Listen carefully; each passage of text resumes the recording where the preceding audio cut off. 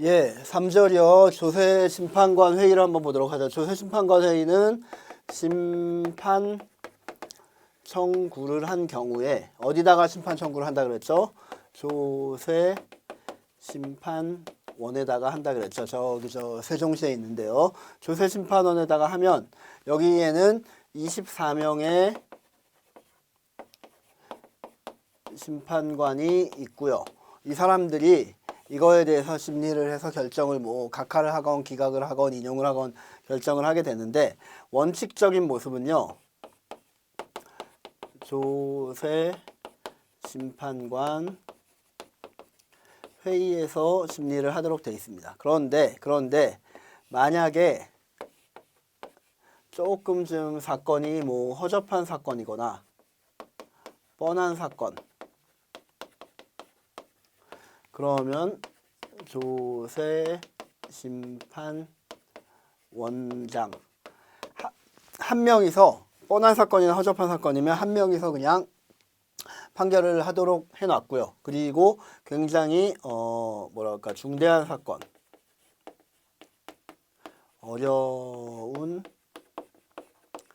사건 같은 경우는 조세 심판관 합동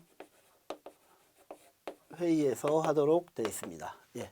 이거는 뭐 굳이 뭐 여러 가지 뭐 요건이 있는데, 뭐 예를 들면은 뭐 중대하거나 어려운 사건이면 뭐 금액이 어느 금액, 일정 금액 이상을 초과하는 어마어마한 큰 금액의 사건이라거나, 아니면 그 전에 우리 조세심판원에서 판단을 했는데 그 전에는 기각으로 판단이 됐는데 이번에는 인용으로 판단을 해야 되는, 그 이전의 결정을 바꾸는 결정을 해야 되는 경우 굉장히 중대하죠. 이거 그 이전에 판단한 근거가 뭐 나름 다 있었을 거 아닙니까? 근데 이거를 다 배척을 하고 새로운 다른 결정을 해야 되는 경우는 굉장히 중요하니까 우리 모두 한번 다 모여서 해보자. 그래서 합동 모여가지고 다 하는 겁니다. 근데 이거 말고 일반적인 원칙은 그냥 조세심판관 회의에서 한다라고 알아두시면 되고, 자, 회의의 구성. 조세심판관 회의는 주심조세심판관 1명과 배석조세심판관 2명 이상으로 구성한다. 뭐 5명이 될 수도 있고 6명이 될 수도 있고, 이 인재풀 어디 갔습니까? 이 인재풀 중에서 뭐 이제 한 6, 7명이 구성이 되는 거죠. 의결 방법을 좀 암기를 하셔야 되는데, 담당 조세심판관 몇 분의 몇 이상의 출석이요? 3분의 2 이상의 출석과 출석 조세심판관 과반수의 찬성으로 돼야 된다. 예를 들면 6명이 있으면 6명 중에 몇 명 이상이 출석을 해야지 이 회의가 개최가 됩니까? 4명이죠, 4명. 3분의 2 이상이 출석을 해야 된다고요. 4명이 출석을 했으면 그 중에서 과반수니까 3명 정도가 인용 한 명이 기각 의견이 있다. 그러면 인용 의견으로 가는 거죠. 이 결정을 할 때는 과반수 원칙을 따른다. 예외적으로 다음의 경우에는 조세심판관 회의의 심리를 거치지 아니하고 주심조세심판관이 이를 심리하여 결정할 수 있다. 괄호치고 허접한 것, 뻔한 것이라고 써놓으십시오. 조세심판원장, 다시 말하면 주심조세심판관이 되겠죠. 조세심판원장이 주심조세심판관이 되는 경우가 흔하니까 조세심판원장이거나 혹은 주심조세심판관, 아까 주심과 부심으로 이루어진다 그랬죠. 얘 혼자, 어쨌든 간에 중요한 거는 명칭이 중요한 게 아니라 독단적으로 혼자서 결정할 수 있다. 허접하거나 뻔한 것은 어떤 게 허접하고 어떤 게 뻔한지 한번 볼까요? 1번과 2번을. 심판 청구의 대상이 소액인 경우, 3천만 원 이하의 소액인 경우에는 조금 허접하다, 좀 금액이 낮다, 덜 중요하다라는 의미에서 얘가 혼자 독단적으로 판단할 수 있다고요. 그리고 그 밑에 보니까 심판 청구가 과표세액의 결정에 관한 것 이외의 것으로 유사한 청구에 대해 이미 결정된 사례가 있는 것. 이미 예전에 빡시게 결정한 사례가 있기 때문에 그냥 그걸 그대로 따르기만 하면 돼요. 그러면 굳이 애들이 다 모일 필요가 없이 얘 혼자서 할 수 있다는 얘기가 되겠죠. 반대로 그 이전에 결정된 예를 변경하는 경우는 중대한 거기 때문에 이쪽으로 가야 됩니다. 이 정도까지만 그냥 느낌만 알아두시면 돼요. 이거는 깊이 안 나오는 문제니까.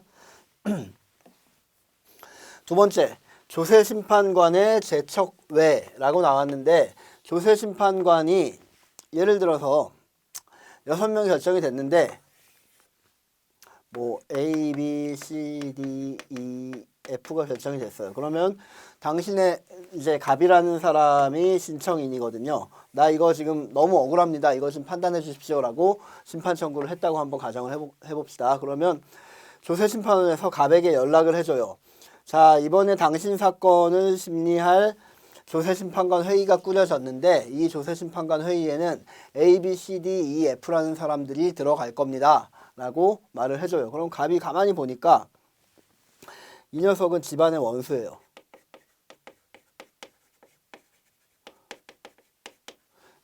얘네 집하고 우리 집하고 대대로 3대에 걸쳐서 할아버지들끼리도 싸우고 아버지들끼리도 싸우고 이 녀석하고 나하고도 엊그저께 만나가지고 대판 싸운 적이 있어요. 아주 이상한 놈이에요. 그리고 얘 같은 경우를 봤더니 얘는 내가 지금 저 상대편 회사와 분쟁이 있는데 그 상대편 회사의 이사예요.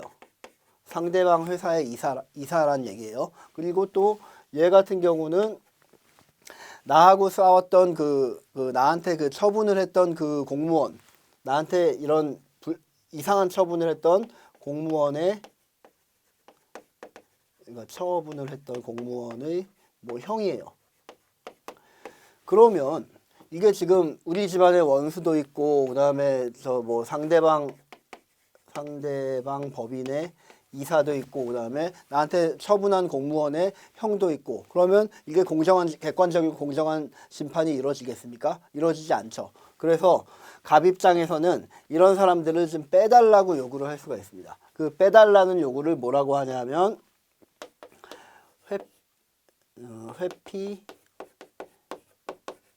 회피된다. 기피 신청이라고 합니다. 기피.